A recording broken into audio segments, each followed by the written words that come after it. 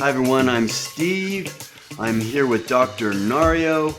Dr. Nario is at Biointegrative Health Center in Reno. It's a clinic that treats all kinds of different things or ailments or symptoms. Well, the cause of the symptoms. And you can check them out online, Biointegrative Health Center in Reno. I'm Steve. If you want to reach out to me, easiest way is to go to my website, stevemain.com. You can leave an email there, or I think you can even text me on the phone number there.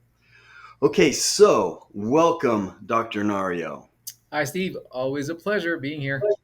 Thank you for the invite. Okay, so it's middle of summer. It's hot out there.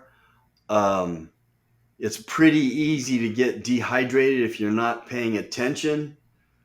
You're out busy, you didn't prepare, you didn't take water with you.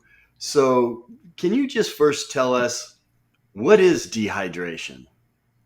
Well, Steve, that is correct. This is the summer heat, and everybody knows there's a heat wave spreading across the nation. So everybody's trying to quench that summer thirst. So smoldering outdoor temperatures that would make us run like bunny rabbits into our cool AC filled rooms. Being indoors during the summer is not sensible, right? Especially when we're deprived from the sun during the past winter, and we as humans and majority of the athletes out there would want to relish the warm weather we have. But again, it's just too extreme nowadays. But the athletes, we want to run, hike, swim, and even get a tan and getting it up to a crisp. So please use sunscreen, just as a side note. And these are all common activities done, but after some time can result into what we call dehydration. So what is that? This is the harmful reduction of total body water in our systems that leads to lowered volume of circulation to our vital organs. So common signs and symptoms that we need to keep an eye on would be dizziness, weakness, confusion, irritability. Well, everybody's irritable nowadays. And even sometimes the moment that you see these symptoms, sometimes there's already severe dehydration. So that's why we need to listen to our bodies as early as possible. Okay, if you guys are listening to this channel at all, you hear me say all the time everyone's different. But I'm going to ask a very general question.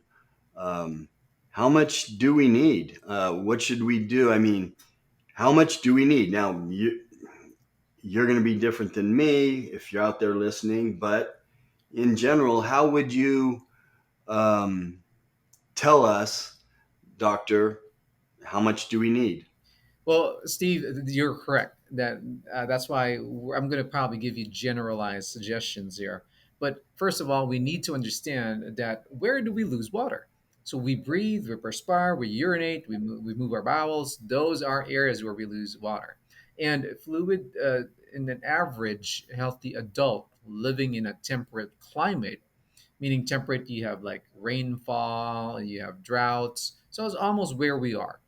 And this is classified that adequate daily fluid intake, people living in temperate climate, for men, that would be at least 15 cups or 3.7 liters. And for women, at least 2.7 or 11.5 cups. And these recommendations also cover fluids from water, other beverage, and even food. And about 20% of the daily fluid intake usually comes from food, and the rest from drinks. Again, we have to remember this 8 glasses of water a day that you always hear from everybody. It's a generalized recommendation. So as you can see, you're still missing some, and you have to consider that it's so hot that sometimes even the recommendations that I just mentioned needs to be increased a little bit, depending on so many factors. And some here it would be again the body weight, for example. That will determine if you need fewer or more than the recommendation, and even other factors such as exercising. So our athletes out there, we sweat, and then sometimes we don't drink, and even during a workout, how intense it is, and for the environment, how hot is it out there, and are we sweating so much, and are we not replacing it during the time of exposure to heat, and again, overall health. For example, somebody having diarrhea needs more fluid. Somebody who actually has heart conditions, you have to have lower fluid intake. And just a side note, beverages such as milk, juice, and herbal teas are mostly composed of water as well. That's part of your fluid count. But be cautious about the caffeinated versions for the reason that it can actually be a diuretic rather than filling up the spaces of lost bodily fluids. So, what if someone gets dehydrated? I mean, now you've kind of told us some things what to do to stay ahead of the curve, but what if someone gets dehydrated? What should they do? Well, Steve, that's a good question. So now this is where the problem solving comes in. In our situation, yes, IV therapies is what we do here in the clinic, but also oral fluids can work a lot. And key here is prevention.